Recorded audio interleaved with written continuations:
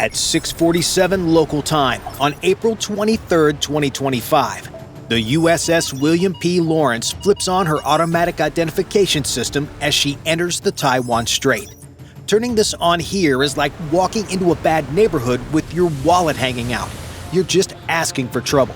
The captain knows that 53 miles away at a Chinese airbase, a radar operator is already picking up the phone.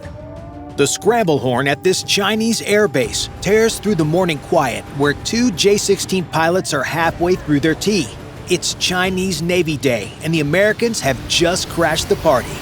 The pilots are sprinting before the alarm stop, G-suits already on, knowing their twin-engine fighters need precious minutes to warm up from the cold. By the time they reach the tarmac, ground crews have already pulled the safety pins from 4 PL-10 heat seekers and 2 PL-15 radar-guided missiles. Now, here's what is significant about this loadout. These are 2 air-to-air weapons, not anti-ship missiles. But that's exactly the point. The Chinese are about to demonstrate just how close they can get to an American warship. Close enough that if they were carrying YJ-83 anti-ship missiles instead, the Lawrence would already be toast. Inside the Lawrence's Combat Information Center, the spy radar paints the morning traffic. Some American jets here, a China Airlines flight climbing out of Taipei there, the usual fishing boats scattered across the strait. The Aegis combat system ties it all together, creating a single integrated picture shared across every console. It's like having God's view of everything within 250 miles. In about 7 minutes, 2 new contacts will appear on those screens, moving fast and heading directly for them. The geometry of this confrontation is inevitable. The Taiwan Strait narrows to just 130 kilometers at its tightest point, and the Lawrence is threading between territorial limits like she's walking a tightrope. The destroyer's radar can see the Chinese fighters from over 200 miles out, but the rules of engagement are crystal clear. Weapons free only in self-defense. By 6:52 a.m., both J-16s are airborne and climbing through 10,000 feet. Each fighter's weapons systems officer runs through abbreviated checklists while the 35,000-pound fighter accelerates. Hydraulics green, navigation aligned, weapons hot. The Type 1475 ASA radar boots up in seconds. Its 1,760 transmit-receive modules working in perfect synchronization. Here's what makes this radar so dangerous. Unlike older systems that broadcast in all directions like a lighthouse, the Type 1475 can focus its energy like a laser beam. It can paint the American destroyer while staying nearly invisible in other directions. American pilots call it the Ghost. You might not know it's looking at you until missiles are already inbound. And in exactly 23 seconds, the Lawrence's warfare suite is about to detect something that changes everything. Speaking of having the right systems when threats appear out of nowhere, that's exactly what makes today's video sponsor, War Thunder, the most comprehensive vehicle combat game ever made. War Thunder puts you in command of over 2,500 tanks, planes, helicopters, and ships from 10 major nations, spanning from biplanes of the 1920s to modern fighter jets. Experience the same intense combat scenarios with incredibly detailed vehicles where every component matters, just like real warfare. Choose between 3 game modes: arcade for fast action, realistic for the perfect middle ground, or simulator for the ultimate challenge. The game features one of the most sophisticated damage models in gaming, with the X-ray feature allowing you to see exactly what your shells damaged, how you destroyed a vehicle, or what's damaged on yours. And the best part, you can play War Thunder for free on PC, PlayStation, Xbox, or mobile. Check out War Thunder using my links below. PC and console players can get a massive bonus pack with exclusive vehicle decorator Eagle of Valor, 100,000 Silver Lions, and 7 days of premium account. Now, back to what the Lawrence detected. On board the Lawrence, her SLQ-32 electronic warfare suite catalogs every electromagnetic emission within hundreds of miles.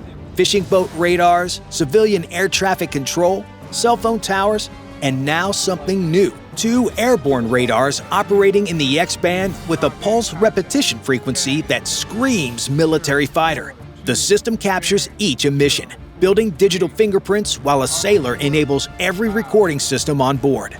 At 7:11 a.m., everything changes. The lead J-16 pilot rolls inverted at 20,000 feet, pulling his nose down at empty ocean where his radar shows an American destroyer should be. Through his helmet-mounted display, the ship glows like a Christmas tree in the electromagnetic spectrum. He rolls upright and pushes his nose down harder, trading altitude for speed. At 500 feet above the waves, he levels off and begins his attack run. What happens next is a masterclass in calculated aggression. The lead J-16 combat computer is running continuous intercept calculations, updating every tenth of a second. If this were actual combat, his PL-15s would engage from 120 miles away, well beyond most of the Lawrence's defensive systems. But today's game requires something far more dangerous, getting close enough to prove you could have taken the shot. The physics of this maneuver are brutal. At 500 feet altitude, the J-16 is flying through the densest air possible while maintaining 450 knots. The twin Saturn engines are gulping 400 pounds of fuel per minute at this setting. One wrong move, one moment of inattention, and he becomes a $70 million lawn dart. His targeting pod, a WMD-7 electro-optical system, locks onto the destroyer's superstructure. The image stabilization is so precise, he can read individual hull numbers despite flying through his own jet wash. The pod feeds data directly to his helmet display. Distance, closure rate, time to minimum separation. Everything calculated to demonstrate maximum threat with minimum international incident. Meanwhile, the Lawrence's defense systems are having an electronic seizure. The spy radar tracks an incoming fighter while simultaneously calculating firing positions for the RIM-162 ESSM missiles in her vertical launch cells. The ship's combat system knows exactly which cell doors to open, which missiles to warm up, which trajectory to guarantee a hit, but the weapons remain cold. The Chinese pilot knows American doctrine by heart. He studied every public document on Aegis capabilities, memorized the engagement zones of every defense system. He knows that at 3 miles, he's inside the minimum range for SM-2 missiles, but perfect for ESSM. At 1 mile, he's inside even that envelope, leaving only the Sea Whiz as a viable defensive option. It's a game of chicken, being played at Mach 0.7. His wingman maintains a perfect mirror formation 5 miles east, creating what fighter pilots call a bracket.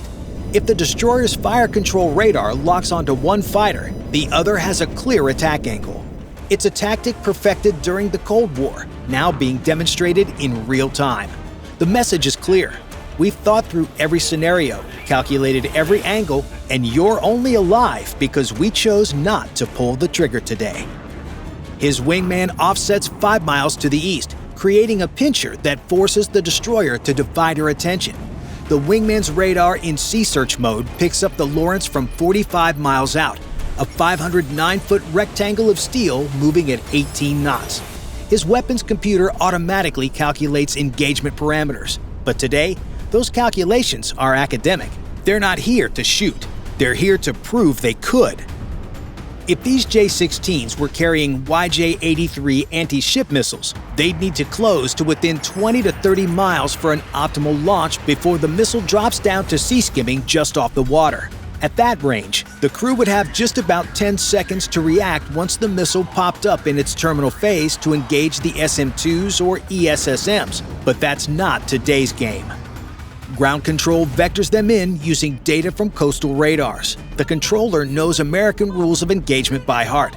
They won't shoot at harassment, but approaching from behind generates a better intelligence video. In CIC, watchstanders see their screens populate with new warnings. The J-16's radar has switched from search to track while scan mode, painting them with focused energy every 2 seconds. The Chinese KG-800 jamming pods are warming up, ready to flood multiple radar bands with electronic noise. These pods can selectively target the exact frequencies used by the destroyer's fire control radars, potentially blinding them at the critical moment. 20 miles out, the lead pilot spots a gray smudge on the horizon.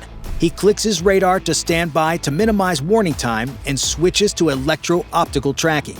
The targeting pod zooms to maximum magnification, showing the destroyer in perfect detail despite morning haze. He can count the radar panels, identify every weapon mount, and see sailors moving on the deck.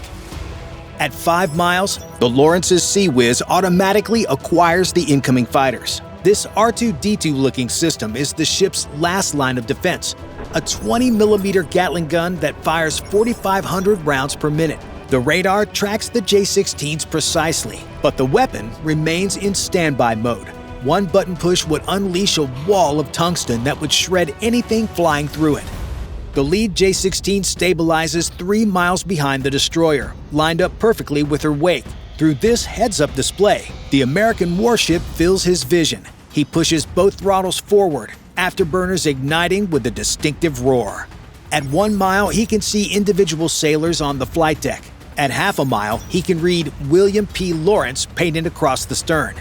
At 1,000 feet, he thunders overhead at 300 feet altitude, offset slightly to starboard for the best camera angle. The jet wash from the twin Saturn AL-31F engines hammers the destroyer's superstructure. Sailors grab rails and lean into the artificial hurricane. The ship's anemometer briefly spikes to 95 knots before returning to normal. In CIC, the encounter is logged with professional detachment. Time 07:11 and 34 seconds. Aircraft type J-16. Altitude 300 feet. Lateral separation 50 feet. The Aegis system has already calculated 17 different ways to shoot him down. It's what the system does, constantly computing firing solutions for every track, friend or foe. But this is just the beginning. By 7:23 a.m., a dangerous pattern emerges. The J-16's alternate passes every 2 minutes, one from astern, one from the beam. They maintain 300 to 400 feet altitude, just high enough to claim safety compliance if questioned. Each pass is carefully calibrated, close enough to make headlines, far enough to avoid international incident.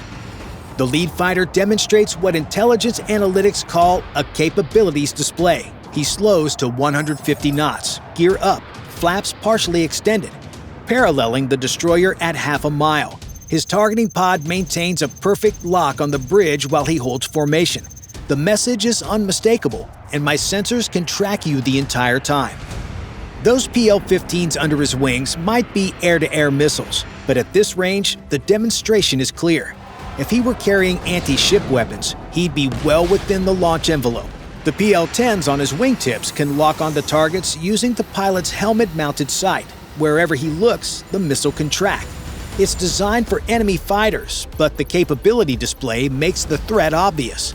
The wingman decides he wants to dance with a supersonic pass at 1,000 feet.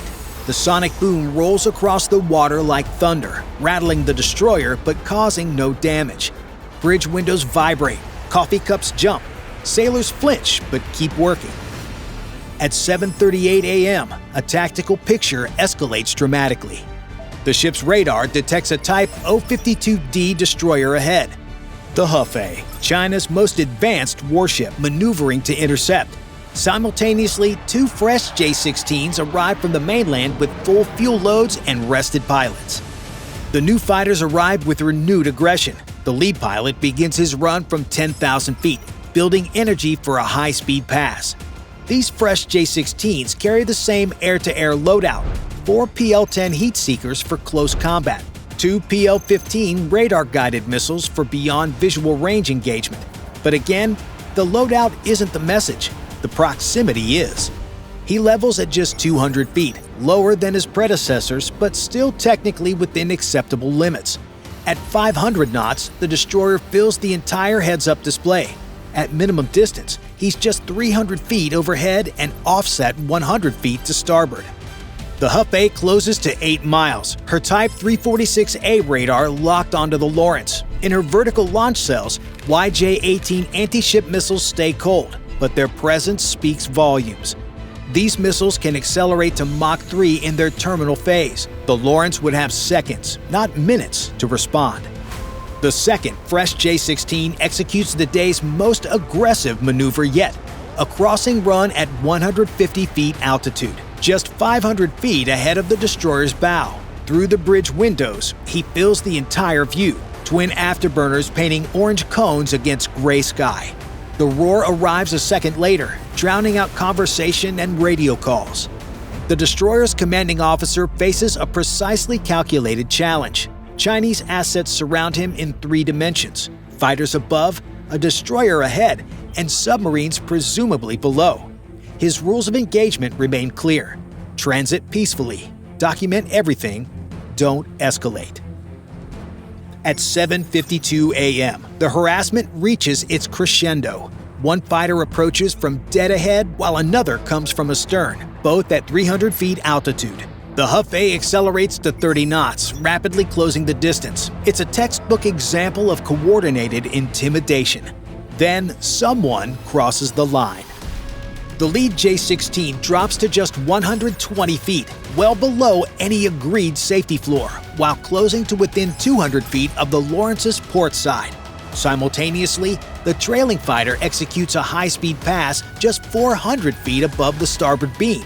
The destroyer finds herself in a carefully orchestrated vice, with Chinese aircraft violating safety limits from multiple directions. The Lawrence's Sea Whiz mounts respond instantly. Both systems lock on and begin tracking the jets. The Vulcan cannons spin up to pre-fire rotation speed. The only thing separating this routine harassment from the first shots of a major war is one press of a button. In combat, the tension is palpable. The tactical action officer's hand hovers over the fire inhibit switch. On the screens, 2 massive radar returns converge on their position with every sweep. For 5 eternal seconds, the future of the Indo-Pacific hangs in the balance. The Chinese pilots hold their aggressive positions, afterburners blazing, radars locked. The American destroyers' defensive systems strain against their electronic leashes, begging to be released.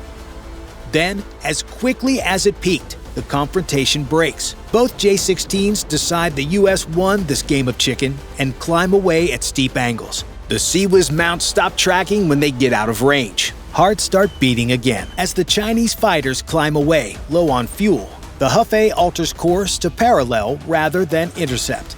The Lawrence continues south at 18 knots, her crew processing how close they just came to a shooting war. Don't forget to check out War Thunder. Play for free on PC, PlayStation, Xbox, or mobile using my links in the pinned comment and description. New and returning players who haven't played in 6 months get a massive bonus pack with the exclusive Eagle of Valor vehicle decorator, 100,000 Silver Lions, and 7 days of premium account available to PC and console players. It's available for a limited time only, so claim it now.